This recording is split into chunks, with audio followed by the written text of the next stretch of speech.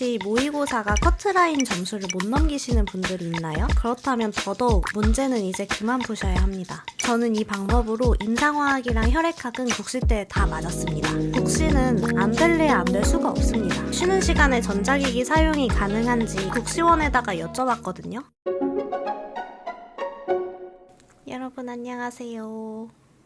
풀숲피자라다 채널의 이풀숲입니다. 여러분 국시가 벌써 일주일 앞으로 다가왔네요. 일주일만 시간이 더 있었으면 좋겠고 마음도 싱숭생숭하고 그러시죠. 기말고사를 미리 끝낸 학교도 있을 거고 국시 이후에 보는 학교들도 있을 거예요. 저는 국시가 끝나고 기말고사를 봤기 때문에 국시 끝난 날도 스터디원들이랑 모여서 공부를 했던 기억이 나네요. 만약 내가 국시 이후에 기말고사를 보는 학교다. 그리고 국시는 어느 정도 안정권으로 합격을 할 것 같다. 하신다면 학점 관리에 더 힘을 쏟으시길 바랄게요. 국시 점수보다는 학점이 취업에 더 중요합니다. 이제 국시 일주일 전에 해야 될 것들과 하지 말아야 될 것들 그리고 저희 꿀팁들을 꽉꽉 눌러 담아서 전달해 드릴게요.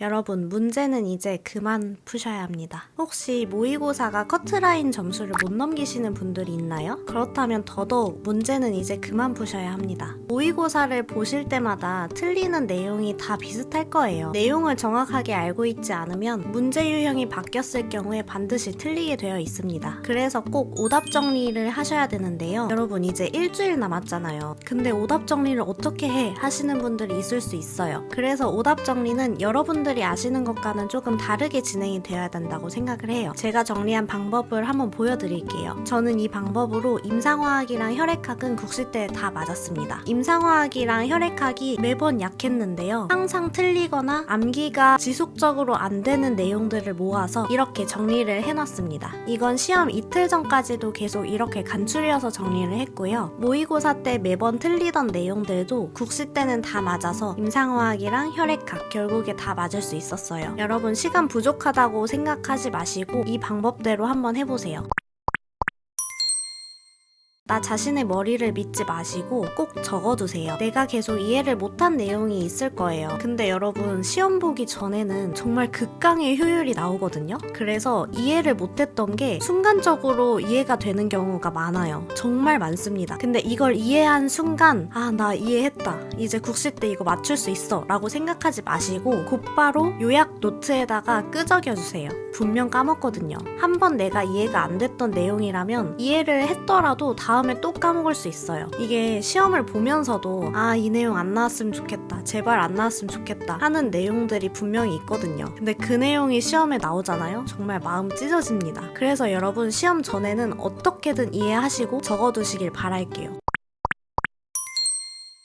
일주일 만에 실기 꽈락을 잡고 싶으시다면 인풋과 아웃풋을 반복하셔야 합니다. 인풋이 뭐죠? 정보를 내 뇌 안에 넣는 것을 의미를 해요. 아웃풋은 반대로 정보를 끄집어내는 것, 밖으로 꺼내는 걸 의미를 하는데요. 예를 들어서 친구들에게 설명을 해주거나 아니면 나 스스로 기억했던 내용을 입 밖으로 꺼내보거나 하는 것들이겠죠. 실기는 이 두 가지의 반복이 굉장히 중요합니다. 사진들을 계속해서 인풋을 하고 그 사진에서 나올 수 있는 문제들을 나 스스로 계속 입 밖으로 꺼내는 아웃풋의 과정을 반복을 하셔야 돼요. 지금까지 봤던 외부 모의고사, 학교에서 본 내부 모의고사, 국시 예상 문제집, 국시 기출문제의 사진들을 다 모아서 최대한 많이 보셔야 합니다. 우선 우리는 모의고사를 보는 게 아니라 국시를 보는 거잖아요. 그러면 국시 기출을 당연히 보셔야겠죠. 이 국시 기출에 나오는 사진들을 국시 기출 이외의 문제의 사진들과 연결시켜 보세요. 사진은 똑같더라도 문제 유형이 다 다르게 나오겠죠.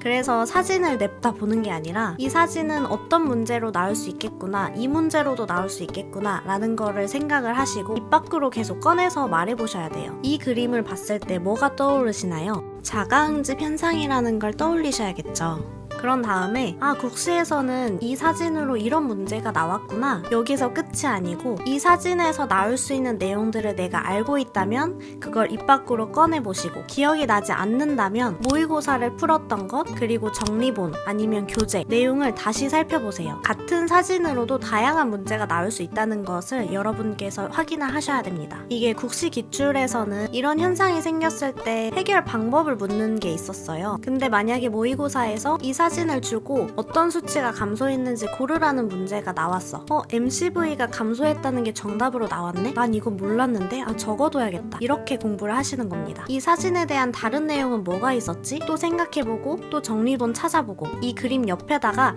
나올 수 있는 내용들을 다 적어보는 거예요. 이 과정이 사진마다 다 반복이 돼야 됩니다. 국시 기출에 나오는 사진들은 다 겹칠 수밖에 없어요. 물론 새로운 사진이 나오기는 하겠지만 원래 나왔던 거와 비슷한 사진들이 계속 나올 겁니다. 이 과정을 반복하셨으면 다음에 또 이 사진을 봤을 때 옆에 적어둔 거를 보지 마시고 이 사진에서는 이런 문제가 나올 수 있어 라고 입 밖으로 꺼내서 말을 해보는 겁니다. 그 중에서 내가 항상 까먹는 게 있다면 국시 전날이나 국시날 볼 정리본에다가 끄적여 놓는 거예요. 이 부분만 내가 틀리니까 이 부분만 내가 적어놔야겠다 하고 아까 제가 보여드렸던 정리본대로 정리를 한번 해보시면 돼요.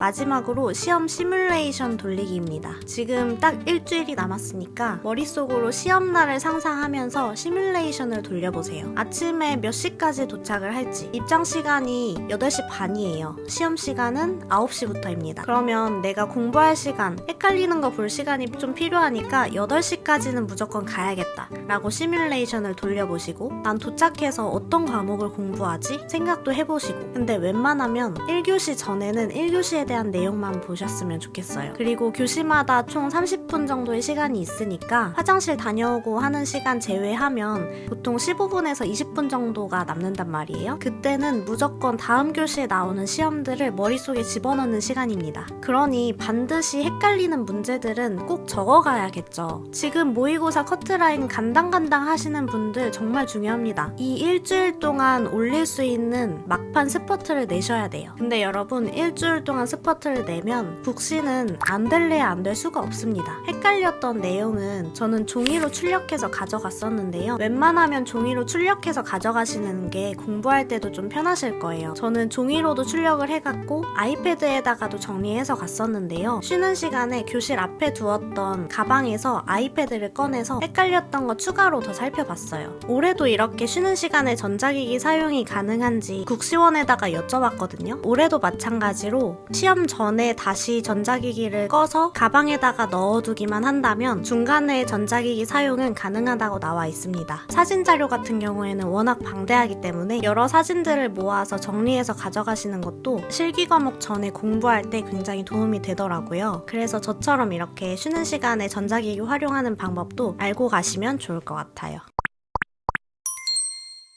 여러분 국가고시는요 모의고사에서 안정권이라면 충분히 합격이 가능한 시험이에요. 그리고 지금 모의고사에서 커트라인이 안 넘으시던 분들도 시험 전날까지 꾸준히 오답 정리하시고 실기의 경우에 인풋과 아웃풋을 반복을 해주신다면 충분히 합격하실 테니까요. 너무 걱정하지 마시고 지금 하고 있는 공부만 국시 전까지 꾸준히 한다라는 마음가짐으로 남은 일주일 보내시길 바랄게요. 모든 임상병리학과 학생들의 성장의 풀숲이 울창해지기를 바라면서 이번 영상 마치겠습니다. 감사합니다.